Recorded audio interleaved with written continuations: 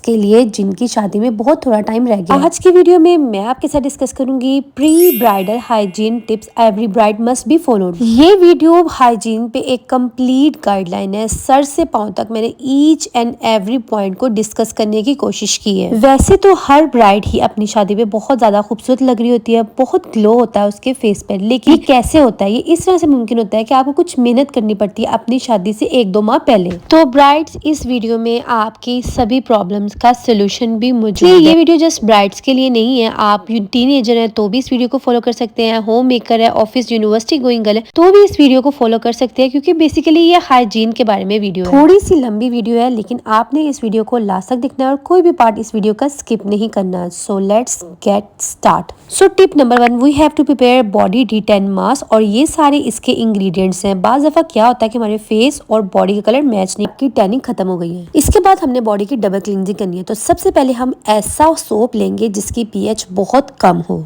आप डव का सोप ले सकती है, पियर्स का सोप ले सकती है, इनकी पीएच कम ही होती है। तो आपने सबसे पहले तो सोप के साथ अपनी बॉडी को अच्छी तरह से वॉश करना है। फिर आपने लोफा और शावर जेल लेनी है और अच्छी तरह से अपनी बॉडी को नीट एंड क्लीन कर लेना है। और फिर आपने अपनी बॉडी को करना है एक्सफोलिएट। तो कोई भी अच्छा सा बॉडी बनना, एक एक्स्ट्रा ग्लो आना स्टार्ट हो जाता है। एक और चीज, आपने बॉडी स्क्रबर यूज करना है। इससे क्या होता है कि बहुत से लोगों को बॉडी पे एक्ने होती है और हमारा पीछे जो है वो हाथ नहीं पहुंच पाता। तो ये जो है ना बॉडी बैक स्क्रबर, इसे इजीली आप अपने पीछे से भी अपनी कमर को नीट एंड क्लीन कर सकती है। Tip number 2, period hygiene. तो इसमें आपने क्या करना है, आपने इस तरह से पीरियड पैंटी ले लेनी है। इससे क्या होता है कि आपको पैड लगाने की जरूरत नहीं पड़ती। आप कहीं बाहर गई हुई है, कोई शादी की शॉपिंग कर रही है, अगर आपने ये पीरियड पैंटी पहनी हुई ना तो आप सारी प्रॉब्लम से बच गई हैं। इसको आप 2 दिन तक यूज कर सकते हो और इसकी ब्लड को एब्जॉर्ब करने की कैपेसिटी भी काफी ज्यादा है। तो ये बहुत ही ज्यादा बेनिफिशियल है। तो अगर आपने पैड यूज करनी है तो अपनी रिक्वायरमेंट के अकॉर्डिंग थिन या थिक पैड यूज कर सकती है। एक और गलती जो बहुत सारी लड़कियां कर बैठती हैं, उनको पैड का सही तरीका नहीं पता होता कि हमने पैड को किस डायरेक्शन में रखना है। तो आप पैड के जो बारीक वाला हिस्सा है वो अपने आगे को रखना है और जो उसका मोटा थिक हिस्सा है वो अपने पीछे को रखना है, ताकि अगर आपका ब्लड फ्लो ज्यादा भी हो ना तो पीछे से आप कवर हो सके और आपके जो है वो कपड़ों पे स्पॉट ना लगे। तो इस तरह से आपने पैड की सेटिंग करनी है।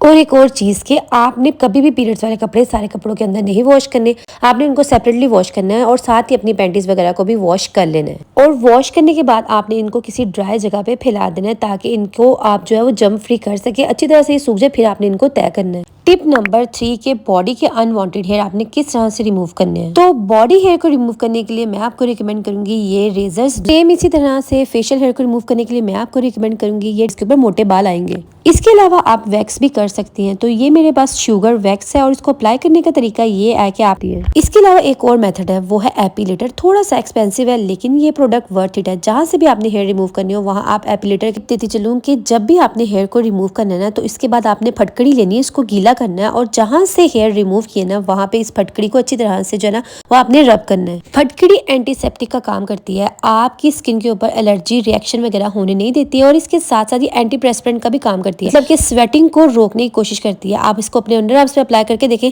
आप खुद फील करेंगे कि आपकी जो स्वेटिंग है ना वो बहुत कम हो गई है। Tip number 4, scalp hygiene. तो मैं आपको यही रिकमेंड करूंगी कि आपने वीक में 2 टाइम्स अपने हेयर वॉश करने, और हेयर वॉश करने के लिए मैं आपको 2 शैम्पू रिकमेंड करूंगी। सबसे पहला शैम्पू है जेन फार्म का एनाग्रो शैम्पू। अगर आपके बहुत ज्यादा हेयर लॉस हो रहा है ना और आप चाहते हैं कि आपकी शादी से पहले आपका हेयर लॉस कम हो जाए, तो फिर आपने ये शैम्पू मस्ट यूज करना है।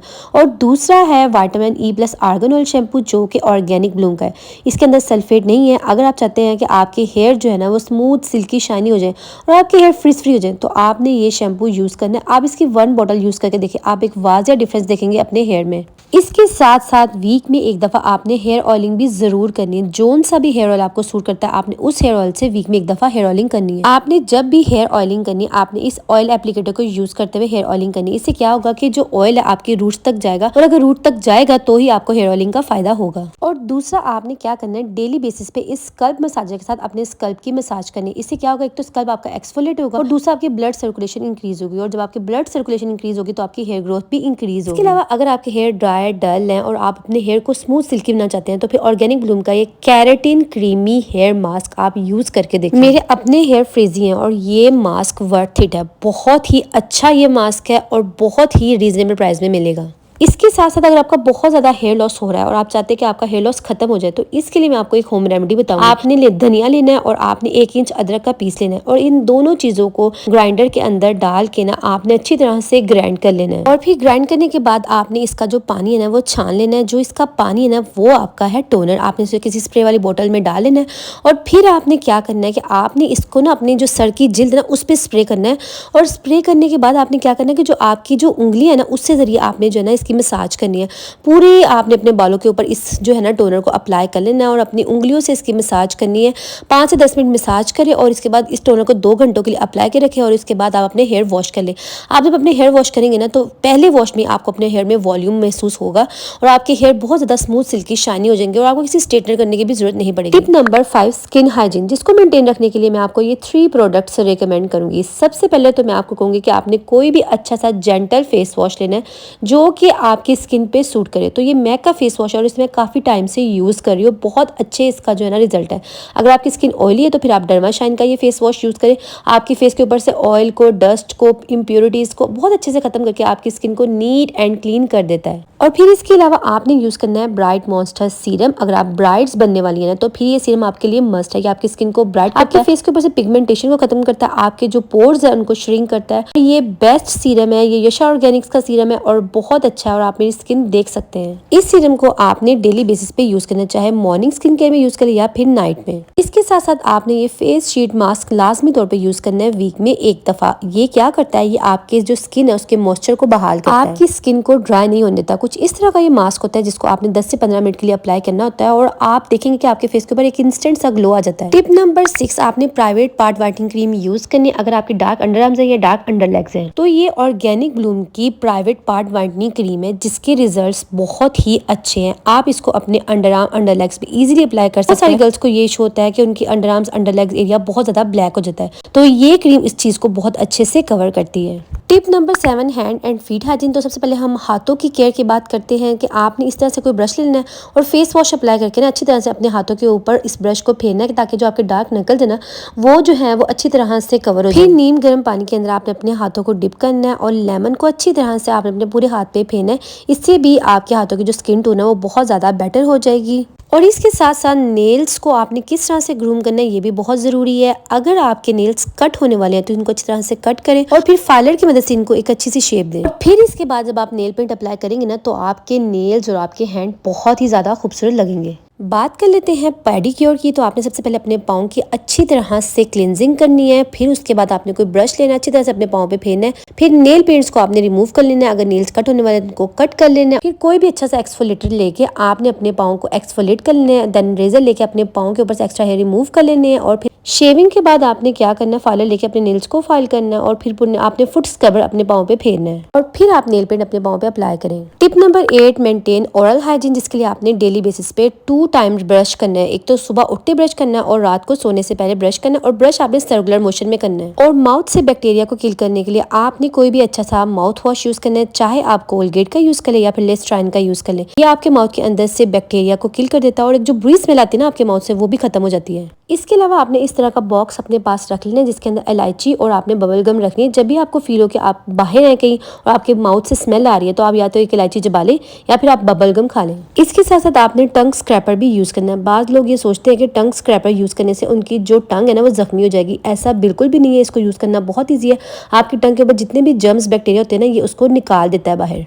और लास्ट में जब आपने सोना है ना, सोने से पहले आपने ये फ्लॉस लाजमी तौर पे। फ्लॉस से क्या होता है कि ये एक स्टिक होती है और इसके ऊपर एक धागा लगा होता है और उसके ऊपर मेडिसिन लगी होती है। इसको आप अपने दांतों के दरमियान फेरते हैं। इससे क्या होता है कि जो आपके दांतों के दरमियान जरे फंसे होते हैं ना वो निकल आते हैं। टिप नंबर 9, अपने बेली बटन को क्लीन करने के लिए आपने क्या करना है, कैस्टर ऑयल में कॉटन बड डिप करनी है और अपने बेली बटन को वीक में 1 दफा इस तरह से नीट एंड क्लीन करना है। टिप नंबर 10, अपने ईयर की हाइजीन को भी मेंटेन रखना जरूरी है। इस तरह के इंस्ट्रूमेंट मिलते हैं जिससे आप अपने कानों की अंदर से भी बहुत अच्छे से सफाई कर सकते हैं और इसके साथ साथ कानों के बाहर से भी आप बहुत अच्छी सफाई कर सकती हैं जहां पे आपकी फिंगर नहीं जा सकती। तो इस तरह से ये टूल आपको इजीली दराज से मिल जाएंगे और ये बहुत अच्छे से आपके कानों की सफाई भी करते हैं और आपके कानों के लिए सेफ भी हैं। Tip number 11, you have to maintain your gut health, जिसके लिए आपको डिटॉक्स वाटर रेडी करना पड़ेगा। आप इसके अंदर इसबगोल का छिलका भी ऐड कर सकती हैं या फिर इसके साथ साथ आप चिया सीड्स भी ऐड कर सकती हैं। तो ये डिटॉक्स वाटर बहुत अच्छा होता है आपकी गट हेल्थ के लिए, आपके बॉडी के अंदर से टॉक्सिन्स को रिलीज कर देता है। अगर आपकी बॉडी अंदर से नीट एंड क्लीन होगी तो ही आप बाहर से खूबसूरत दिखेंगे। तो इसके अंदर लेमन ऐड कर सकते हैं, आप कुकम्बर ऐड कर सकते हैं, आप इसके अंदर बीटरूट ऐड कर सकते हैं, एप्पल ऐड कर सकते हैं, चिया सीड ऐड कर सकते हैं। और इस तरह से ये डिटॉक्स वाटर आप दिन में 2 से 3 दफ़ा इनटेक करें। आपकी बॉडी के अंदर से सारे जो है जहरीले मादे निकल जाएंगे और आपकी बॉडी अंदर से नीट एंड क्लीन हो जाएगी। सो यार that's it for today's video. I hope this video may be helpful for you. Keep supporting me. ये मेरा इंस्टाग्राम का हैंडल है, मुझे यहाँ पे फॉलो कर लीजिए, यहाँ मैं एक्टिव होती हूँ। अपना बहुत सारा ख्याल रखिएगा, मुझे दुआ में याद रखिएगा। अल्लाह हाफिज़।